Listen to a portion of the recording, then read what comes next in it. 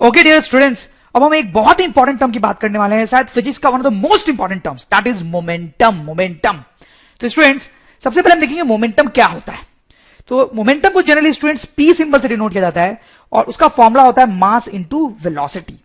Simple सी बात है कि जैसे कोई बॉल है अगर 2 kg की और वो आगे जा रही है with speed of 5 metre per second, तो उसका जो मोमेंटम है हम बोलेंगे 2 into 5, that is 10 in proper units. ठीक है, तो ये मोमेंटम होगा उस ऑब्जेक्ट का। मोमेंटम जो होता है स्टूडेंट्स वो एक वेक्टर क्वांटिटी होती है और उसकी डायरेक्शन वही होती है जो वेलोसिटी की होती है। जैसे कि इस केस में वेलोसिटी डायरेक्शन ऑब्वियसली आगे की तरफ है स्टूडेंट्स, तो हम बोलेंगे मोमेंटम भी जो है, मोमेंटम जो है वो भी आगे की तरफ है। समझ में आ रही है आपको बात? अब देखो स्टूडेंट्स, ये तो हो गया मोमेंटम का फॉर्मूला, मैथमेटिकल फॉर्मूला। स्टूडेंट्स के दिमाग में जनरली ये क्वेश्चन आता है कि मोमेंटम का फिजिकल मीनिंग क्या है, क्या मतलब क्या है, फिजिकल सिग्निफिकेंस क्या है मोमेंटम का। देखो कुछ सिचुएशंस लेके मैं आपको समझाता हूं स्टूडेंट्स। जैसे कुछ बहुत सिंपल सी सिचुएशंस हम डिस्कस करेंगे स्टूडेंट्स।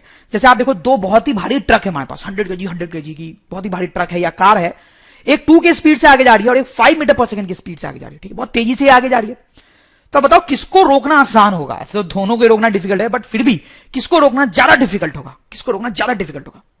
तो स्टूडेंट्स आप समझ ही रहे होंगे कि ये बहुत तेज से चल रहा है, तो इसको रोकना जो है वो काफी डिफिकल्ट होगा, जबकि इसको रोकना थोड़ा सा इजी होगा कंपैरिजन। ऐसा क्यों है स्टूडेंट्स? देखो इसका मोमेंटम आप देखो कितना होगा और इसका मोमेंटम आप देखो कितना होगा।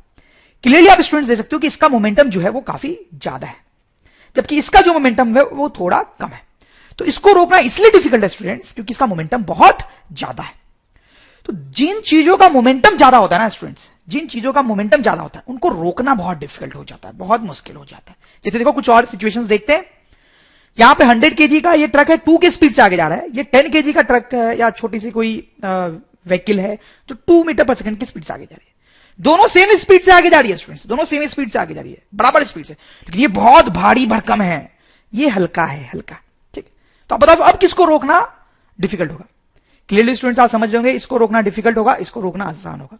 ठीक, क्योंकि भले दोनों सेम स्पीड से चल रहे हैं, लेकिन ये बहुत भारी है ना, भारी चीजों को रोकना मुश्किल होता है, हल्की चीजों को रोकना आसान होता है। ठीक, तो बेसिकली यहां पे क्या हो रहा है स्टूडेंट्स, आप मोमेंटम के टर्म में अगर देखेंगे तो यहां पे फिर से मोमेंटम ज्यादा है इसलिए डिफिकल्ट था रोकना, यहां पे मोमेंटम जो था वो कम था इसलिए आसान था रोकना। ठीक है स्टूडेंट्स, तो मोमेंटम का फिजिकल सिग्निफिकेंस आप कुछ इस तरीके से समझ सकते हैं स्टूडेंट्स अपने लेवल पे, कि मोमेंटम ज्यादा होने का मतलब होता है कि उस चीज को रोकना डिफिकल्ट होगा।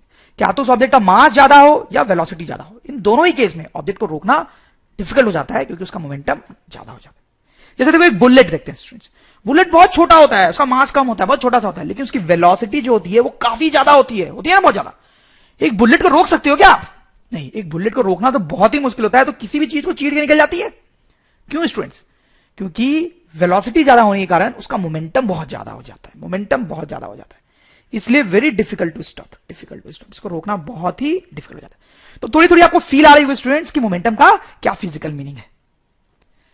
चलो स्टूडेंट्स, अब दूसरा जो इंपॉर्टेंट बात हम देखना चाहते हैं मोमेंटम से रिलेटेड, वो है कि मोमेंटम जो होता है वो एक वेक्टर क्वांटिटी होता है, ये तो मैंने आपको बताया ही है। लेकिन जो काइनेटिक एनर्जी होता है स्टूडेंट्स, उसके बारे में हमने डिफरेंट चैप्टर्स में पढ़ा अभी तक, वो एक स्केलर क्वांटिटी होता है। देखो काइनेटिक एनर्जी और मोमेंटम दोनों ही फिजिक्स के बहुत इंपॉर्टेंट टर्म्स होते हैं और कई बार उनको आपस में कंपेयर किया जाता है और उसमें लोग कंफ्यूज भी होते हैं। इसलिए हम इस कंपैरिजन को देखना चाह रहे हैं कि मोमेंटम एक ऐसी क्वांटिटी होती है जिसके पास डायरेक्शन होता है, वेक्टर है, लेकिन काइनेटिक एनर्जी स्केलर होता है। जैसे कि एक छोटा सा मैं आपको सिचुएशन से एक्सप्लेन करता हूं। जैसे कि सपोज कर लें स्टूडेंट्स, ये दो बॉल है, ये भी मास एम और ये भी मास एम का, ये इधर जा रहा है विद वेलोसिटी वी और ये इधर जा रहा है विद वेलोसिटी वी। ठीक है, ठीक। अगर हमें इस सिस्टम का टोटल मोमेंटम बताना हो, इस सिस्टम का टोटल मोमेंटम, देखो टोटल मोमेंटम तो कितना बताएंगे? सोचिए जरा, टोटल मोमेंटम बताने के लिए स्टूडेंट्स इसका मोमेंटम प्लस इसका मोमेंटम करेंगे, दोनों बॉल का मोमेंटम निकाल के ऐड करेंगे, तो P1 प्लस P2 वेक्टर लिख सकते हैं। ठीक है, अब देखो स्टूडेंट्स, इसका मोमेंटम अगर हम m इंटू वी लिखेंगे तो इसका जो मोमेंटम है वो माइनस एम वी लिखना पड़ेगा। सही है ना, क्योंकि इसके मोमेंटम की डायरेक्शन राइट की तरफ है और इसके मोमेंटम की डायरेक्शन लेफ्ट की तरफ है। Momentum is a vector.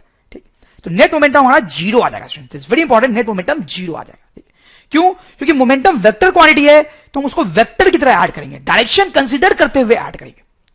लेकिन यहीं पे स्टूडेंट्स अगर टोटल काइनेटिक एनर्जी पूछी जाए सिस्टम की, इस सिस्टम की टोटल काइनेटिक एनर्जी पूछी जाए तो हम क्या करेंगे? फिर से दोनों बॉल की काइनेटिक एनर्जी को हम ऐड करेंगे स्टूडेंट्स।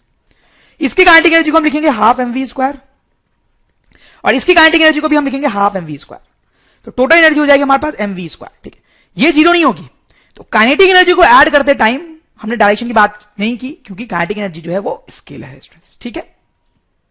जैसे देखो एक और अच्छी सिचुएशन हम यहां पे कंसीडर कर सकते हैं स्टूडेंट्स कि ये ग्राउंड है सपोज करें और ये एक बॉल आती है 5 मीटर पर सेकंड की स्पीड से, ठीक है। ग्राउंड पे एक बॉल गिरती है 5 मीटर पर सेकंड की स्पीड से और ये टकरा के रिबाउंड करेगी, बाउंस करेगी ऊपर, बाउंस करके ऊपर जाती है with speed of 5 metre per second, ठीक। तो क्या इसका मोमेंटम चेंज हुआ है? क्या इस बॉल का मोमेंटम चेंज हुआ है स्टूडेंट्स? आप बताएं मुझे। Obviously momentum has changed. क्यों मोमेंटम चेंज हो गया है? क्योंकि मोमेंटम वेक्टर होता है और यहां पे डायरेक्शन चेंज हो रही है, तो मोमेंटम हैज चेंज। पहले मोमेंटम की डायरेक्शन नीचे थी, अब मोमेंटम की डायरेक्शन ऊपर है। बट हाँ ऑब्वियसली अगर हम काइनेटिक एनर्जी की बात करें तो काइनेटिक एनर्जी इज सेम, ठीक है। काइनेटिक एनर्जी सेम है। उसी तरह से स्टूडेंट्स अगर कोई बॉल सर्कुलर मोशन कर रही है इस तरीके से, गोल गोल गोल गोल घूम रही है, ठीक है, उसका मास m है और कांस्टेंट स्पीड से घूम रही है, कांस्टेंट स्पीड से घूम रही है, तो इसकी जो काइनेटिक एनर्जी है वो कांस्टेंट है, हाफ mv², वो कांस्टेंट है, उसको डायरेक्शन से कोई लेना देना नहीं है। लेकिन हमें पता है इसकी जो वेलोसिटी है स्टूडेंट्स, उसकी डायरेक्शन तो चेंज होती है ना। यहां पर बॉल है तो वेलोसिटी की डायरेक्शन इधर है, जब बॉल यहां पर आ जाएगी स्टूडेंट्स तो वेलोसिटी की डायरेक्शन इधर होगी, तो वेलोसिटी की डायरेक्शन चेंज हो रही है, तो मोमेंटम की डायरेक्शन भी क्या हो रही है? चेंज हो रही है। तो momentum is not constant, momentum जो है वो कांस्टेंट नहीं है, ठीक। तो सिंपल सा पॉइंट है कि एक जो है मोमेंटम वेक्टर है और काइनेटिक एनर्जी स्केलर है, जो आपको बिल्कुल डाइजेस्ट हो गया होगा। नेक्स्ट पॉइंट अबाउट मोमेंटम, देखो मोमेंटम जो है वो m इंटू वी है स्टूडेंट्स, हमने देखा है, ठीक है। अब देखो इस इक्वेशन को अगर हम दोनों तरफ डिफरेंशिएट कर दें तो rate of change of momentum यहां पे आ जाएगा इक्वल्स टू, इधर भी डिफरेंशिएट करेंगे। अब देखो स्टूडेंट्स ये तो आ जाएगा dp अपॉन dt, मास तो किसी भी चीज का कांस्टेंट होता है तो m dv अपॉन dt आ जाएगा, ठीक है। तो ये देखो dp बाई dt हमारे पास आ जाएगा students m into dv by dt क्या होता है स्टूडेंट्स? एक्सेलरेशन, और न्यूटन लॉ से m इंटू ए क्या होगा? m into a, that is force, तो force equals to dp upon dt students. ये फिजिक्स का एक बहुत ही इंपॉर्टेंट इक्वेशन माना जाता है कि force is equals to rate of change of momentum, force equals to rate of change of momentum, ठीक है, rate of change of momentum. देखो क्या फिजिकल मीनिंग है इस इक्वेशन का वो भी देख लेते हैं। किसी भी चीज का फिजिकल मीनिंग देखने की कोशिश करनी चाहिए हमें फिजिक्स में, ठीक है। इसका मतलब ये है स्टूडेंट्स इस इक्वेशन का फिजिकल मीनिंग कि अगर किसी चीज में फोर्स ज्यादा लग रहा है तो उसका rate of change of momentum भी ज्यादा होगा। जैसे आप देखें, सपोज करें ये बॉल है स्टूडेंट्स, ठीक है, दो बॉल सपोज कर लें आप, ठीक, और इस पे कम फोर्स लग रहा है और इस पे बहुत ज्यादा फोर्स लगाया जा रहा है। ये जो बॉल है स्टूडेंट इस पे कम फोर्स लगा रहे हैं और ये जो बॉल है इस पे बहुत ज्यादा फोर्स लगा रहे हैं। तो इस पे ज्यादा फोर्स लगा रहे हैं तो इसका rate of change of momentum भी ज्यादा होगा। मतलब स्टूडेंट इस पे ज्यादा फोर्स लगा रहे हैं तो मोमेंटम जल्दी जल्दी चेंज होगा, इसका मोमेंटम चेंजेस फास्ट। इस केस में मोमेंटम बहुत फास्ट चेंज होगा, जबकि इस केस में मोमेंटम स्लो चेंज होगा।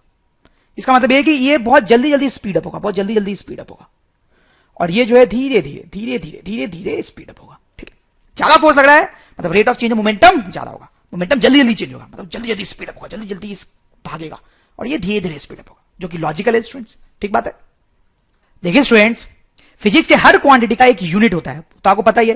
तो वैसे ये जो मोमेंटम है स्टूडेंट्स उसकी भी यूनिट होती है, जिसकी हमने बात नहीं की है, शायद आपको पता भी हो कि मोमेंटम की यूनिट क्या होती है। तो इस फॉर्मूले से मोमेंटम की यूनिट निकाली जाती है, ठीक है। तो इस फॉर्मूले से आप देख सकते हैं कि मोमेंटम की यूनिट क्या होगी स्टूडेंट्स? फोर्स की यूनिट इंटू टाइम की यूनिट, फोर्स की यूनिट इंटू टाइम की यूनिट, ठीक है। तो unit of momentum will be unit of force into unit of time, so that is Newton second. This is actually the SI unit of momentum, ठीक। Okay, now we are going to see an important thing regarding momentum, an important thing regarding momentum. देखो students, मान लो हमारे पास बहुत सारे objects हैं, जैसे बहुत सारे बॉल्स हैं, और इसको हम अपना सिस्टम बोल देते हैं, ठीक है। सिस्टम का कॉन्सेप्ट तो अभी तक हम समझ चुके हैं कि बहुत सारी चीजें हैं, तो उसको हम एक सिस्टम लेके सिचुएशन को एनालाइज कर सकते हैं। और सेंटर ऑफ मास के बारे में तो हमने पढ़ाई है स्टूडेंट्स। तो ये जो सिस्टम है हमारा, उसका एक सेंटर ऑफ मास होगा, ठीक, सेंटर ऑफ मास। और अगर ये सारे के सारे ऑब्जेक्ट्स या बॉल्स जो है वो मूव कर रहे हैं स्टूडेंट, जैसे मान लो ये इधर जा रहा है, ये इधर जा रहा है, ये इधर जा रहा है, ये इधर जा रहा है, ये इधर जा रहा है, सब किधर ना किधर मूव कर रहे हैं, तो इसका जो सेंटर ऑफ मास होगा स्टूडेंट्स वो भी किधर ना किधर जा रहा होगा। तो सपोज करो इधर जा रहा है, ठीक। तो ये जो सेंटर ऑफ मास होता है स्टूडेंट्स, उसके वेलोसिटी का फॉर्मूला क्या होता है? सेंटर ऑफ मास के वेलोसिटी का मतलब किसी सिस्टम के सेंटर ऑफ मास के वेलोसिटी का फॉर्मूला हमने पढ़ा है students, that is m1 v1 plus m2 v2 plus m3 v3 plus dash dash dash divide by total mass divide by capital M, मतलब यहां पे क्या है? Total mass. Capital M is total mass, total mass, ठीक है, कोई doubt की बात नहीं है। सेंटर ऑफ मास के वेलोसिटी का ये फॉर्मूला हमने देखा है स्टूडेंट्स। अब देखो यहां पे हम क्या लिख सकते हैं स्टूडेंट्स, M को हम इधर लेके अगर लिखें तो M इंटू VCM हमारे पास आ जाएगा टोटल मास। ऐसा करते हैं यहां पे T लिख लेते हैं जिससे फील आए कि टोटल मास है। यह आ जाएगा M1 इंटू V1। अच्छा, इसको वेक्टर फॉर्म में लिखते हैं तो ऐसे लिखते हैं, चलो वेक्टर फॉर्म में लिखना और एक्यूरेट है क्योंकि इसलिए लिख रहा हूं ऐसे, ठीक है। तो ये ऐसा आ जाएगा कुछ, प्लस डैश डैश डैश, ठीक। अब स्टूडेंट्स आप ध्यान दें इस टर्म पे, ये टर्म पे थोड़ा सा ध्यान दें, ये टर्म क्या है। जैसे सबसे पहले ये टर्म क्या है, ये जो टर्म है m into v1, this is momentum of first particle. What is this term students, this is momentum of second particle. What is this term students, this is momentum of third particle. वैसे यहां पे जो different different terms है students, वो क्या है, वो different different objects के मोमेंटम्स हैं, जिनको हम यहां पे ऐड कर रहे हैं। ये पहले वाले का मोमेंटम है, ये दूसरे वाले का मोमेंटम है, ये तीसरे वाले का मोमेंटम है, एंड सो ऑन। और सबको हम क्या कर रहे हैं स्टूडेंट्स, ऐड। तो ये जो हमारे पास आ रहा है, what is that, that is total momentum, total momentum.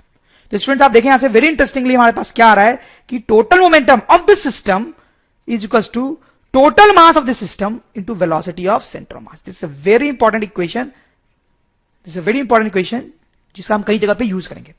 इस इक्वेशन से हमने इस इक्वेशन को डिराइव किया है कि total momentum of a system, अगर हमारे पास सिस्टम है जिसमें बहुत सारे पार्टिकल्स, बहुत सारे ऑब्जेक्ट्स हैं, तो उस सिस्टम का टोटल मोमेंटम हम लिख सकते हैं students total mass into velocity of centre of मास। जैसे देखो एक सिचुएशन लेके मैं आपको और समझाता हूं। जैसे कि स्टूडेंट्स आप सोचो कि हमारे पास एक ऑब्जेक्ट है यहां पे 5 kg का, जो 10 मीटर पर सेकेंड की स्पीड से आगे जा रहा है, और एक और ऑब्जेक्ट है 5 kg का जो कि रेस्ट पे है, ठीक है। और ये हमारा सिस्टम है, ये हमारा सिस्टम है। तो हमारे सिस्टम में दो ऑब्जेक्ट्स हैं, और हमें इस सिस्टम का टोटल मोमेंटम निकालना है, सिस्टम का टोटल मोमेंटम निकालना है। तो स्टूडेंट्स आप देखें इसको दो तरीके से निकाला जा सकता है। पहला तरीका क्या है टोटल मोमेंटम निकालने का, आप देखें पहला तरीका तो ये स्टूडेंट्स कि दोनों के मोमेंटम निकाल के ऐड कर दो, सिंपल। टोटल मोमेंटम निकालना है तो इसका मोमेंटम निकाल लो, इसका मोमेंटम निकाल लो, दोनों को ऐड कर दो, मतलब p1 vector plus p2 vector, ठीक है स्टूडेंट्स। इसका मोमेंटम लिखेंगे तो क्लियरली 5 इंटू 10 50 आ जाएगा, और इसका मोमेंटम तो 0 होगा क्योंकि वो रेस्ट पे है, तो total momentum will be students 50, ठीक है। और दूसरा तरीका स्टूडेंट्स है इस फॉर्मूले के हेल्प से जो हमने अभी अभी सीखा है स्टूडेंट्स, ठीक है। एक तो बेसिक तरीका कि दोनों का मोमेंटम निकाल के ऐड कर दो, और एक ये वाला तरीका जो हमने अभी अभी सीखा है स्टूडेंट्स, ठीक है। तो जिससे कि हम लिखेंगे कि टोटल मोमेंटम जो होगा that will be total mass into velocity of centre of mass, ठीक। टोटल मास तो 5 + 5 10 हो गया, into velocity of centre of mass. Velocity of centre of मास हमें निकालना पड़ेगा स्टूडेंट्स, जो कि आप समझ ही रहे होंगे कितना आएगा, फिर भी मैं क्विकली निकाल देता हूं, m1 v1 plus m2 v2 upon m1 plus m2, so that will be 5 into 10 plus 5 into 0, 5 into 10 plus 5 into 0 divide by 5 + 5। ये आप निकाल के देखना, this will come out to be 5 metre per second, तो this will be 10 into 5 that is once again 50, ठीक। तो देखो दोनों तरीके से मोमेंटम सेम आया स्टूडेंट्स, ठीक है। तो ये तो बेसिक तरीका है, ये एक और तरीका है हमारे पास टोटल मोमेंटम किसी सिस्टम के निकालने का। देखिए स्टूडेंट्स, जैसे फॉर एग्जांपल मैं आपसे पूछूं, एक एग्जांपल की तरह आप इसको ट्रीट कर सकते हैं, मैं आपसे ये पूछूं कि ये एक फैन है जो रोटेट कर रहा है स्टूडेंट्स, इसका मोमेंटम बताओ, इस रोटेटिंग फैन का मोमेंटम बताओ। तो आप सोचिए इसका मोमेंटम निकालना थोड़ा डिफिकल्ट है। देखो ये ब्लेड है, ये घूम रहा है, चल रहा है, इसका मोमेंटम निकालना है, इस ब्लेड का, इस ब्लेड का, इस ब्लेड का, मतलब इट इज कॉम्प्लिकेटेड। लेकिन स्टूडेंट्स अगर आप ये वाला फॉर्मुला यूज करेंगे ना तो बहुत ही आसान है। इस फॉर्मुले से हम लिख सकते हैं कि momentum is simply total mass into velocity of centre of mass, ठीक है। इस फैन का सेंटर ऑफ मास देख लेते हैं, उसकी वेलोसिटी देख लेते हैं। देखो फैन का सेंटर ऑफ मास तो यहां पर है स्टूडेंट्स, इस पॉइंट की वेलोसिटी क्या होगी, ये सेंटर ऑफ मास है, इस पॉइंट की वेलोसिटी क्या लगती है स्टूडेंट्स आपको, इस पॉइंट की वेलोसिटी है 0, ठीक है। तो यहां पे आ जाएगा m into velocity of centre mass that is 0, तो इज सिंपली 0। पर इस रोटेटिंग फैन का जो मोमेंटम है स्टूडेंट्स वो कितना हो गया, 0। तो आप देख सकते हैं इस फॉर्मूले का कैसे अच्छे से यूज हो सकता है। तो okay students, now we are going to see conservation of momentum, and let me tell you, ये आपके जीवन का एक बहुत ही ऐतिहासिक दिन है। कंजर्वेशन ऑफ मोमेंटम जो है वो फिजिक्स का सबसे इंपॉर्टेंट कॉन्सेप्ट माना जा सकता है, और आज वो इंपॉर्टेंट कॉन्सेप्ट आप समझने वाले हैं, तो आप समझ सकते हैं कितना इंपॉर्टेंट दिन है। ये तारीख आप नोट कर ले, अपना बर्थडे भले ना सेलिब्रेट करें, लेकिन ये दिन आपको सेलिब्रेट करना बहुत जरूरी है स्टूडेंट्स। तो लेट अस स्टार्ट कि what is conservation of momentum. तो स्टूडेंट्स सपोज करो हमारे पास एक सिस्टम है जिसमें कई सारे ऑब्जेक्ट्स हैं, ठीक है। हमारे पास एक सिस्टम है जिसमें कई सारे ऑब्जेक्ट्स हैं, 2 3 4 कितने ऑब्जेक्ट्स हो सकते हैं, और वो हो सकता है कि इधर उधर मूव भी कर रहे हो, ठीक है। अब देखो ये जो सिस्टम है स्टूडेंट्स, उस सिस्टम का सेंटर ऑफ मास होगा ना, सेंटर ऑफ मास, और उस सेंटर ऑफ मास की किधर की तरफ कोई वेलोसिटी भी होगी, ठीक है। अब देखो मैं क्या बोल रहा हूं कि ये जो सिस्टम है स्टूडेंट्स, उस पे नेट फोर्स एक्सटर्नल 0 लग रहा है, कोई एक्सटर्नल फोर्स लग रहा है। मतलब जैसे ये दोनों बॉल्स हैं, ये हो सकता है कि आपस में एक दूसरे पे कुछ फोर्स लगा रहे हो, ये दोनों बॉल्स हैं आपस में एक दूसरे पे कुछ फोर्स लगा रहे हो, लेकिन बाहर से इन पे कोई फोर्स नहीं लग रहा है स्टूडेंट्स, बाहर से इन पे कोई फोर्स नहीं लग रहा है। तो ऐसी सिचुएशन में इस वीसीएम के बारे में कुछ कमेंट कर सकते हैं क्या आप, इस वीसीएम के बारे में कुछ कमेंट कर सकते हो। देखो स्टूडेंट्स, सेंटर मास के चैप्टर में हमने ये देखा है कि F external equals to mass into acceleration of centre mass होता है sir. F external equal to mass into acceleration centre mass. क्योंकि एफ एक्सटर्नल 0 हम बोल रहे हैं तो हमारे पास ऐसी इक्वेशन आ जाएगी। तो यहां से हमारे पास स्टूडेंट्स क्या आ जाएगा, acceleration of centre mass equal to 0। सही है। अब देखो एक्सेलरेशन अगर 0 है, एक्सेलरेशन अगर 0 है तो वेलोसिटी का हम क्या बोल सकते हैं स्टूडेंट्स, वो कांस्टेंट है। Magnitude as well as direction उसका कांस्टेंट होगा। ठीक है, एक्सेलरेशन अगर 0 है तो मतलब वेलोसिटी कांस्टेंट। अब देखो स्टूडेंट्स, इसको हम क्या करते हैं कि दोनों साइड इस साइड m से मल्टीप्लाई कर देते हैं, तो total mass into velocity of centre of मास, तो वो भी कांस्टेंट ही रहेगा क्योंकि मास तो कांस्टेंट ही होता है। अब ये जो टर्म है स्टूडेंट्स, ये आप देखें क्या है, इस सिस्टम के लिए ये टर्म क्या है, total mass into velocity of centre of मास। तो अभी मैंने आपको पढ़ाया है कि ये जो टर्म है that is total momentum of the system and this turns out to be constant. तो स्टूडेंट्स आप देखें, बहुत इंपॉर्टेंट कंक्लूजन ये है हमारा कि एफ एक्सटर्नल अगर सिस्टम पे 0 है, अगर इस सिस्टम पे कोई एक्सटर्नल फोर्स नहीं लग रहा है, तो इस सिस्टम का जो टोटल मोमेंटम होता है स्टूडेंट्स वो कांस्टेंट रहता है। ठीक है, तो principle of conservation of momentum states that if external force on a system is 0, if external force on a system is 0, momentum of system remains conserved। जैसा कि हमने प्रूव किया स्टूडेंट्स। अब हम बहुत सारे क्वेश्चंस करेंगे जिससे ये आइडिया आपको क्लियर होगा। हो सकता है अभी आपको थोड़े डाउट्स हो, बट आप पेशेंस रखें, अभी बहुत सारे क्वेश्चंस करेंगे तो एकदम क्लियर हो जाएगा। बहुत सिंपल है, वेरी सिंपल एग्जांपल। देखो स्टूडेंट्स क्या है, दो लोग हैं ए और बी। ठीक है, ए का मास है 50 kg, बी का मास है 100 kg, और जैसा आपको लग रहा होगा दोनों के दोनों रेस्ट पे हैं स्टूडेंट्स, अभी दोनों के दोनों रेस्ट पे हैं। ठीक है, फिर क्या होता है, बी पुशेज ए, ये जो बी है भारी, आप देखो 100 kg का, बहुत बलवान समझता है अपने आपको, तो ये जो बी है वो ए को धक्का देता है। तो आप देखो ए जो है वो इधर की तरफ चल जाता है 10 मीटर पर सेकंड की स्पीड से, वो इधर जाने लगता है। तो बी कितने स्पीड से जाने लगेगा ये हमें बताना है, बी की स्पीड अब कितनी होगी ये बताना है। तो क्या करेंगे स्टूडेंट्स, बहुत ही सिंपल क्वेश्चन है। सबसे पहले तो आप सोचो कि बी इधर क्यों जा रहा होगा। बहुत सिंपल है, आप न्यूटन्स थर्ड लॉ के फॉर्म में सोच सकते हो कि बी इधर क्यों जा रहा होगा। देखो बी ने ए को इधर धक्का दिया, ठीक है, बी ने ए को इधर धक्का दिया, तो न्यूटन्स थर्ड लॉ से ए बी को उतना ही धक्का इधर दे रहा है। ठीक है, बी ने ए को इधर धक्का दिया जिसके कारण वो इधर जा रहा है, लेकिन न्यूटन्स थर्ड लॉ से ए जो है वो भी बी को इधर ही धक्का दे रहा है, तो बी भी इधर जाएगा। अब वो कितने वेलोसिटी से जा रहा है ये पता करना है स्टूडेंट्स। तो देखो हम क्या करेंगे स्टूडेंट्स, देखो मैंने पहले यहां पे बॉक्स बना रखा है, ये हमारा सिस्टम है। ठीक है, ये बॉक्स में जो है हमारा सिस्टम हो गया। अब देखो जब ये दोनों एक दूसरे को धक्का देते हैं स्टूडेंट्स, तो क्या वो फोर्स इंटरनल है या एक्सटर्नल है। जब बी ए को धक्का देता है तो क्या इस सिस्टम पे कोई एक्सटर्नल फोर्स लग रहा है, नहीं, ये दोनों आपस में झगड़ रहे हैं, वो इंटरनल फोर्स है। तो इस सिस्टम का जो एक्सटर्नल फोर्स है वो क्या है स्टूडेंट्स, जीरो। तो क्योंकि सिस्टम का एक्सटर्नल फोर्स 0 है, तो इस सिस्टम का जो टोटल मोमेंटम होगा स्टूडेंट्स वो क्या रहना चाहिए, कांस्टेंट। तो यहां से हम लिख सकते हैं initial momentum should be equal to final momentum of the system. ठीक है, तो सिस्टम का इनिशियल मोमेंटम क्या है स्टूडेंट्स, 0 + 0, ए का मोमेंटम 0, बी का मोमेंटम भी 0, तो initial momentum 0। Final momentum students, तो देखो बी का फाइनल मोमेंटम लिख सकते हैं इसका mass into velocity, that is 100 into v, इसका मास जो है वो 100 kg है। और ए का मोमेंटम क्या लिखेंगे स्टूडेंट्स, उसका मोमेंटम पहले तो इधर है तो हम निगेटिव लिखेंगे, कितना, मास इंटू वेलोसिटी, दैट इज 10। ठीक है स्टूडेंट्स, अब देखो मैंने क्या किया, मोमेंटम कंजर्व रहना चाहिए था, तो इनिशियल मोमेंटम को फाइनल के बराबर कर दिया। इनिशियल मोमेंटम 0 है और फाइनल मोमेंटम मैंने लिखा इसका मोमेंटम मास इंटू वेलोसिटी और इसका मोमेंटम भी मास इंटू वेलोसिटी, लेकिन नेगेटिव साइन के साथ क्योंकि डायरेक्शन इसकी अपोजिट है।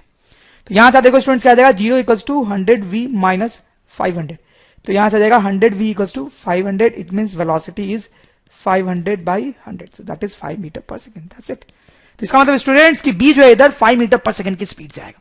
तो आप देख सकते हैं हमने कैसे कंजर्वेशन ऑफ मोमेंटम का यूज किया, क्योंकि कोई एक्सटर्नल फोर्स नहीं रहा था, तो initial momentum equals to final momentum. ठीक है, और उसको इक्वेट करके हमने आंसर निकाला स्टूडेंट्स। चलो स्टूडेंट्स एक और क्वेश्चन देखते हैं, बिल्कुल सिंपल सा है। ये एक बॉल है स्टूडेंट्स, इसका मास दिया हुआ है, एक और बॉल है आप देख सकते हो उसका भी मास दिया हुआ है। ये जो बॉल है वो 5 मीटर पर सेकंड की स्पीड से आती है और इस बॉल से टकराने वाली है। ठीक है, ये भी रेस्ट पे है, ये रेस्ट पे है, देखिए आपको कोई वेलोसिटी नहीं लिखी हुई है, मतलब ये रेस्ट पे।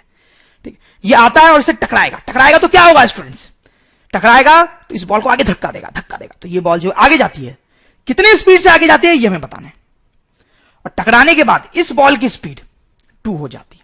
क्या करेंगे स्टूडेंट्स, तो देखो आप इसको सिस्टम ले लो अपना, इसको सिस्टम ले लो। अगर हम इसको सिस्टम ले लें तो जब ये दोनों बॉल टकराएंगे तो वो इंटरनल फोर्स होगा, इंटरनल, सिस्टम पे बाहर से कोई फोर्स नहीं लगाया जा रहा है। तो एक्सटर्नल फोर्स जो है सिस्टम पे वो वंस अगेन 0 है, तो मोमेंटम कंजर्व रहेगा, तो initial momentum should be equal to final momentum. Initial momentum कितना है स्टूडेंट्स, इसका प्लस इसका कितना लिखेंगे, मास इंटू वेलोसिटी, देखो 0.2 × 5 प्लस इसका that is 0 equal to final momentum.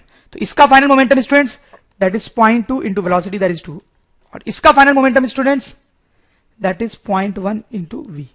देखो यहां से आ जाएगा students 1 is equal to 0.4 plus 0.1 v, तो यहां से 0.1 वी आ जाएगा स्टूडेंट्स 0.6, तो यहां से वी आ जाएगा 6 मीटर पर सेकेंड। इसका मतलब स्टूडेंट्स ये जो बॉल है वो टक्कर खाने के बाद इधर जाएगी with speed of 6 metre per second. तो आप देख सकते हो ना कितना इजी होता है कंजर्वेशन ऑफ मोमेंटम को अप्लाई करना। ये क्वेश्चन देखते हैं स्टूडेंट्स, इसमें आप देखो ये ट्रेन की एक बॉगी है, ट्रेन की एक बॉगी है जिसका मास है m, और जैसा कि आपको दिख रहा है ये रेस्ट पे, पीछे से एक दूसरी बॉगी आती है स्टूडेंट्स जिसका मास भी m ही है, और वो 10 की स्पीड से चलती हुई आ रही है, ठीक है, 10 की स्पीड से चलती हुई आ रही है।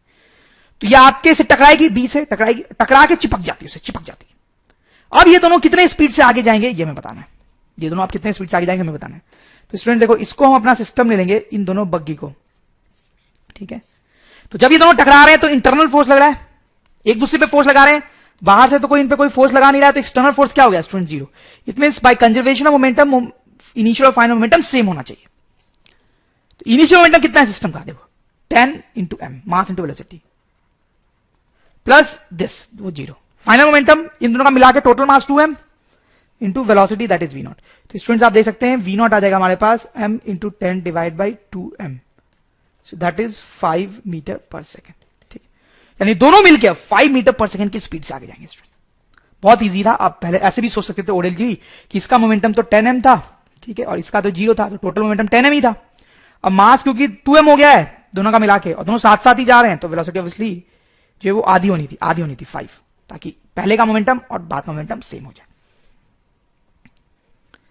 चलो स्टूडेंट्स देखो ये क्वेश्चन देखें आप, अच्छा क्वेश्चन है, ठीक ठाक क्वेश्चन है, इसमें थोड़ा सा वेक्टर का यूज होता है, ठीक है, पर घबराया नहीं, आप समझ जाएंगे। ये एक बॉम्ब है स्टूडेंट्स, एक बॉम्ब है, बॉम्ब जिसका मास है m, ठीक है, ये एक्सप्लोड कर जाता है, फूट जाता है। तो हम ऐसा एज्यूम कर रहे हैं या ऐसा हो रहा है कि वो 3 पार्ट्स में टूट रहा है, आप देख सकते हो बॉम्ब, और तीनों इक्वल मास के बन रहे हैं, m/3 m/3 m/3। ये जो टुकड़ा है टूट के वो इधर जाता है 3 की स्पीड से, ये टुकड़ा नीचे जाता है 4 की स्पीड से, ये टुकड़ा कितनी स्पीड से जाएगा स्टूडेंट्स ये बताना है। देखो क्या करेंगे स्टूडेंट्स, ये जो बॉम्ब है इसको हम अपना सिस्टम ले लेंगे। तो जब ये बॉम्ब फूट रहा है, जब ये बॉम्ब फूट रहा है, तो क्या इस पर कोई एक्सटर्नल फोर्स लग रहा है, ये तो रखा हुआ था अपने आप फूट गया, तो उसके अंदर कुछ हुआ ना जिसके कारण वो फूटा, बाहर से तो हमने कुछ किया नहीं, ठीक। तो यहां पे 1 सेकंड एक्सटर्नल फोर्स क्या है स्टूडेंट 0, तो initial momentum should be equals to final momentum. देखिए स्टूडेंट्स इनिशियल मोमेंटम जो है उसको हम कितना लिखेंगे, 0 लिखेंगे, ऑब्वियस सी बात है, बॉम्ब जो है वो तो रेस्ट में इस रूम में 0। तो इसका मतलब है स्टूडेंट्स की जो फाइनल मोमेंटम है वो क्या होना चाहिए, वो भी 0 होना चाहिए। सिंपल सी बात है, इतना लिखने की जरूरत भी नहीं थी। कंजर्वेशन मोमेंटम से अगर इनिशियल मोमेंटम 0 है तो फाइनल मोमेंटम भी 0 होना चाहिए, ठीक है। अब देखो स्टूडेंट्स ये जो है वो 3 की स्पीड से इधर जा रहा है, ये 4 की स्पीड से इधर जा रहा है, ये कितने स्पीड से जा रहा है कैसे पता करें। देखो ये ऐसे जाएगा, ये ऐसे जाएगा ताकि टोटल मोमेंटम 0, ये ऐसे जाएगा ताकि टोटल मोमेंटम 0, ठीक है। अब देखो हम ऐसे बोल सकते हैं स्टूडेंट्स कि इस डायरेक्शन में टोटल मोमेंटम क्या होना चाहिए, 0 होना चाहिए। इस डायरेक्शन में टोटल मोमेंटम 0 होना चाहिए। पहले इस डायरेक्शन में टोटल मोमेंटम कितना था 0, अभी भी इस डायरेक्शन में टोटल मोमेंटम क्या होना चाहिए 0। तो वो 0 कब होगा, जब इसकी इधर की तरफ वेलोसिटी 3 होगी, इधर की तरफ वेलोसिटी 3 होगी, ठीक है। इस डायरेक्शन में भी टोटल मोमेंटम 0 होना चाहिए स्टूडेंट्स। इस डायरेक्शन में टोटल मोमेंटम 0 कब होगा स्टूडेंट्स, जब इसकी स्पीड ऊपर की तरफ 4 होगी, क्योंकि इसकी नीचे की तरफ 4 है, ठीक है। तो ये जो पार्ट है स्टूडेंट्स उसकी इधर की तरफ वेलोसिटी 3 होनी चाहिए एक्स डायरेक्शन के लॉन्ग, ऊपर की तरफ वाई डायरेक्शन के लॉन्ग वेलोसिटी 4 होनी चाहिए। इसका मतलब इसकी रिजल्टेंट वेलोसिटी कितनी हो जाएगी students, square root of vx square plus vy square, that is square root of 3 square plus 4 square. आप कैलकुलेट करके देखना 5 मीटर पर सेकंड आ जाएगा। That is our answer. चलिए स्टूडेंट्स ये क्वेश्चन आप देखें, इसमें क्या है कि एक ट्रॉली है या बग्गी है, बग्गी कोई ट्रॉली बोल रहे हैं अपन, उसमें एक आदमी बैठा हुआ है और आदमी और ट्रॉली दोनों साथ साथ आगे जा रहे हैं 10 की स्पीड से, ठीक है। अब देखो उसमें कुछ सिचुएशन है, आप पढ़ना। सिचुएशन में ये है, पहले सिचुएशन में ये है कि आदमी आगे जंप कर जाता है, ट्रॉली से आगे जंप कर जाता है। फिर एक सिचुएशन है कि आदमी पीछे जंप कर जाता है। तो इन सब केसेस में हमें ये बताना है कि ट्रॉली की स्पीड कैसे चेंज होगी, मतलब बढ़ेगी, कम होगी, कांस्टेंट होगी, ट्रॉली की स्पीड कैसे चेंज होगी।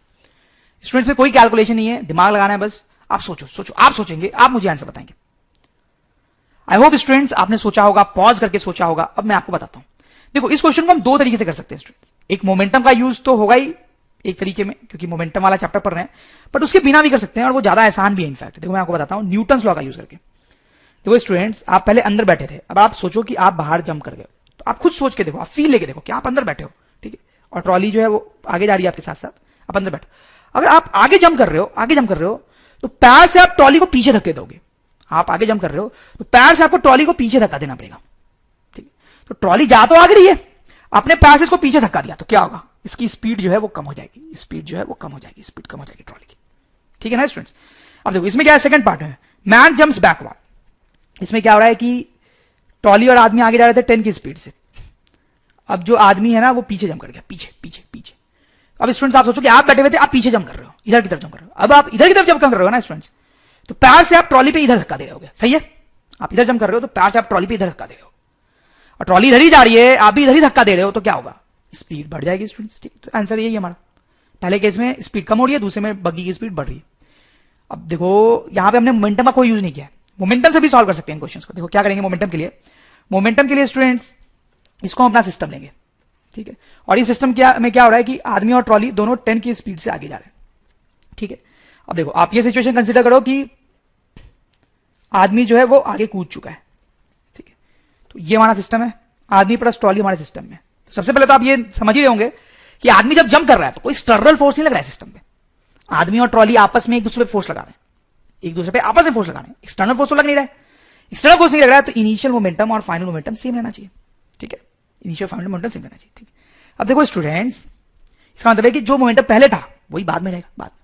अब देखो पहले ट्रॉली 10 से आगे जा रही है, आदमी आगे जंप कर रहा है, इसका मतलब ये हुआ कि स्टूडेंट्स की आदमी की जो स्पीड है वो ग्रेटर देन 10 होगी। आदमी, ट्रॉली और आदमी पहले 10 से आगे जा रहे थे, आदमी आगे जंप कर रहा है, मतलब उसकी स्पीड 10 से ज्यादा है। तो देखो आदमी के मोमेंटम के बारे में क्या बोल सकते हैं, पहले उसकी स्पीड 10 थी, बाद में 10 से ज्यादा है, तो आदमी का मोमेंटम बढ़ गया ना, आदमी का मोमेंटम बढ़ गया है, तो ट्रॉली का मोमेंटम कम होना पड़ेगा, तभी टोटल मोमेंटम कांस्टेंट रहेगा। आदमी का मोमेंटम बढ़ गया है तो ट्रॉली का मोमेंटम कम होना पड़ेगा, यानी उसकी स्पीड कम होनी पड़ेगी। हो गया स्टूडेंट्स।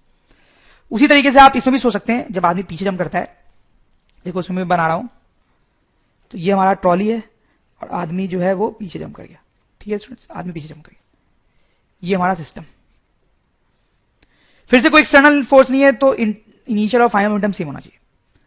देखो आदमी जो है वो उसकी स्पीड तो इधर हो गई, ठीक, तो आदमी का मोमेंटम तो निगेटिव हो गया। पहले आदमी और ट्रॉली दोनों का मोमेंटम पॉजिटिव था, अब आदमी का मोमेंटम निगेटिव हो गया। भाई साहब आदमी का मोमेंटम निगेटिव हो गया, इसका मतलब क्या है, ट्रॉली का मोमेंटम बहुत ज्यादा पॉजिटिव होना पड़ेगा, तभी टोटल मोमेंटम पहले जितना रहेगा, मतलब वेलोसिटी बढ़नी पड़ेगी। तो इस तरह से मोमेंटम से भी सोच सकते हैं। चलो लास्ट वाला देखते हैं, this is the most interesting one. उससे पहले मैं आपको ये बता दूं कि ये तरीका तो एटलीस्ट समझ में आ ही होगा ना आपको, ये बहुत आसान है।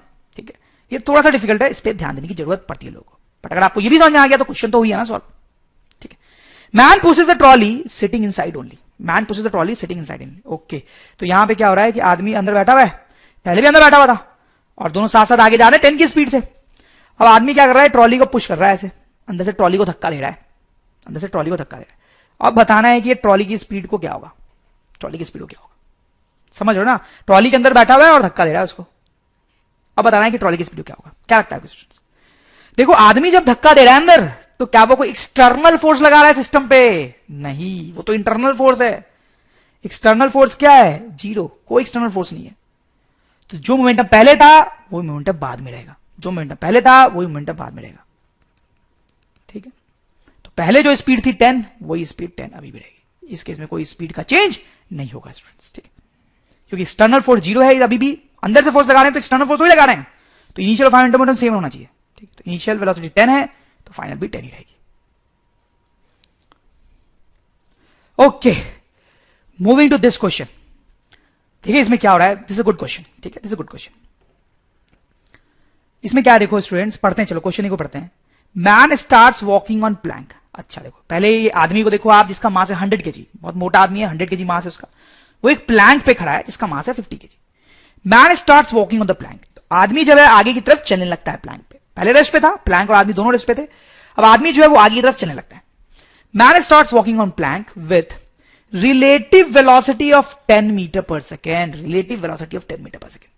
तो इसमें रिलेटिव वेलोसिटी का भी थोड़ा सा कॉन्सेप्ट यूज होगा। आदमी आगे मूव करने लगता है with relative velocity of 10 metre per second, अब आगे तक मूव करने लगता है with relative velocity of 10 metre per second. ठीक है, इस पे वापस आते हैं। Find velocity of plank and man in ground frame. ठीक, तो जब आदमी आगे चलने लगता है तो आदमी और प्लैंक दोनों की स्पीड हमें निकालनी है ग्राउंड फ्रेम में। ठीक है, तो आदमी की स्पीड v1 मान लेते हैं, मान लो वो v1 से आगे जा रहा है। प्लैंक का क्या लगता है आपको, प्लैंक किधर जाएगा, प्लैंक किधर जाएगा? देखो आदमी जब आगे चलेगा, आप ध्यान दो, आदमी आगे चलेगा तो प्लैंक पे पीछे धक्का देगा, उसके पैर से पीछे धक्का देगा, तो प्लैंक पीछे जाएगा v2 से। ठीक है, सही है, प्लैंक पीछे जाएगा v2 से। समझ में आपको? आदमी जब चलेगा ना तो पैर से पीछे धक्का देगा प्लैंक को, तो प्लैंक पीछे जाएगा v2 से। अब देखो स्टूडेंट्स, इसको हम अगर अपना सिस्टम ले लें, प्लैंक प्लस आदमी को, तो आदमी जब चल रहा है तो वो तो इंटरनल घटना है, बाहर से तो कुछ हो नहीं रहा है इस सिस्टम पे। आदमी प्लैंक पे फोर्स लगा रहा होगा, प्लैंक आदमी पे भी, लेकिन कोई एक्सटर्नल फोर्स नहीं लग रहा है, तो मोमेंटम क्या रहना चाहिए, कांस्टेंट। ठीक है, तो initial momentum should be equal to final momentum. Initial momentum 0 है, सब कुछ रेस्ट पे था, सही बात है। Final momentum 100 into v1 minus 50 into v2, तो यहां से आ जाएगा 2v1 इक्वल्स टू v2। ठीक, लेकिन अभी ये सॉल्व नहीं होगा, ये तो एक ही इक्वेशन है हमारे पास, सॉल्व क्यों, एक ही इक्वेशन है, वेरिएबल 2 है। अब देखो स्टूडेंट्स क्या दिया हुआ है, man starts walking on plank with relative velocity of 10, with relative velocity of 10। Man starts walking on the plank with relative velocity of 10। आदमी चलने लगता है विथ रिलेटिव वेलोसिटी ऑफ 10, मतलब आदमी की वेलोसिटी, मतलब velocity of man with respect to plank 10 दिया हुआ है।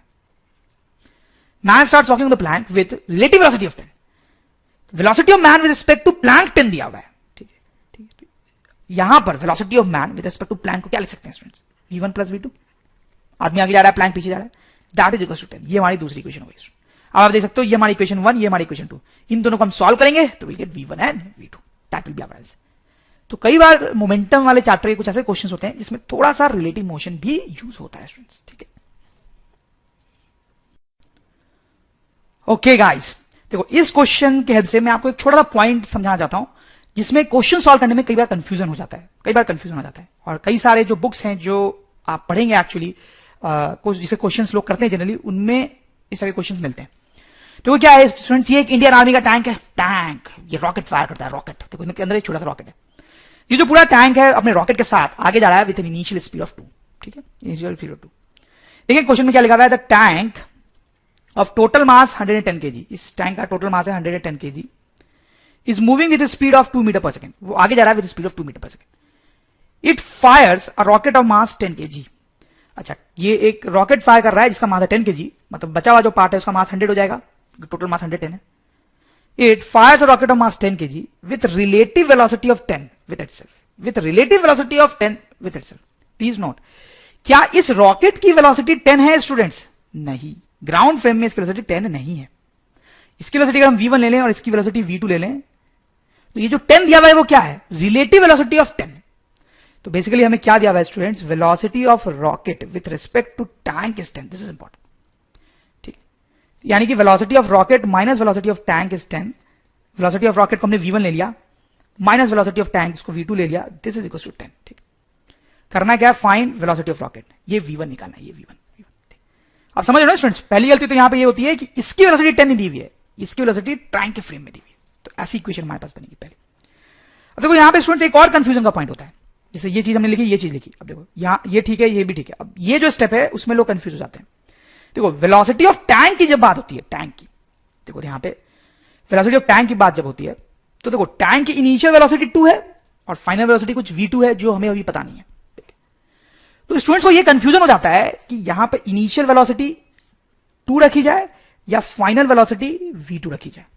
ठीक, इनिशियल वेलोसिटी 2 रखी जाए या फाइनल वेलोसिटी v2 रखी जाए, ये कंफ्यूजन होता है एक बहुत बड़ा यहां पे, कि यहां पे जो टैंक की वेलोसिटी है वहां पे टैंक की इनिशियल वेलोसिटी रखें या फाइनल वेलोसिटी रखें। अब देखो क्वेश्चन, देखो स्टूडेंट्स, अगर क्वेश्चन में लिखा हुआ है आपको कि इनिशियल वेलोसिटी लेना है तो इनिशियल लेंगे, लिखा हुआ है फाइनल लेना है तो फाइनल लेंगे, लेकिन कुछ नहीं लिखा है जैसा कि यहां पे सिर्फ लिखा हुआ है with relative velocity of 10 with itself. यहां पे ये नहीं लिखा हुआ है कि इनिशियल वेलोसिटी लेनी है या फाइनल वेलोसिटी लेनी है टैंक, तो उस केस में हमेशा हम फाइनल वेलोसिटी लेंगे, जैसे कि आप देख सकते हो हमने v2 लिखा है, फाइनल वेलोसिटी। ठीक है, this is a important point जहां पे लोगों को कंफ्यूजन होता है। ऐसी कोई भी सिचुएशन आएगी और क्वेश्चन में कुछ नहीं लिखा हुआ है तो टैंक की हम फाइनल वेलोसिटी लिखेंगे, फाइनल वेलोसिटी v2। ठीक है स्टूडेंट्स, ये मैंने आपको समझा दिया। अब आगे एक बात तो सिंपल है, आप समझ सकते हैं कि कंजर्वेशन ऑफ मोमेंटम तो यूज होगा ही, तो initial momentum equals to final momentum. Initial momentum कितना है देखें, 110 total mass into velocity that is 2। Final momentum rocket का 10 इंटू v1 और ये जो है टैंक उसका 100 इंटू v2। ये हमारा सेकंड इक्वेशन है।